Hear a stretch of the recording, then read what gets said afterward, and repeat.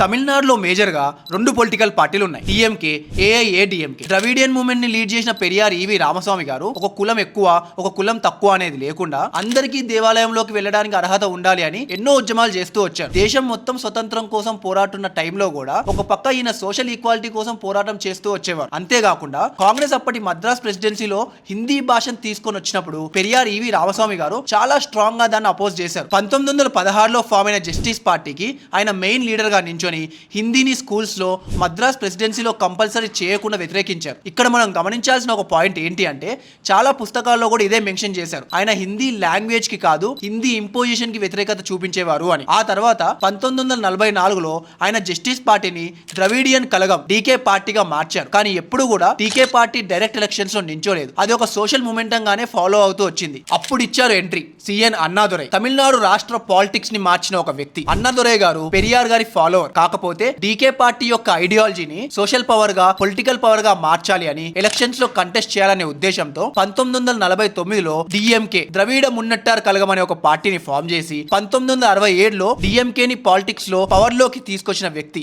అప్పటి నుంచి ఇప్పటి వరకు తమిళనాడు పాలిటిక్స్ ద్రవిడియన్ డామినెన్స్ లోనే ఉంది. నెక్స్ట్ వచ్చే ఎపిసోడ్స్ లో అసలు తమిళనాడు పాలిటిక్స్ ఎలా మారింది అనేది చూద్దాం. ఫాలో చేయండి.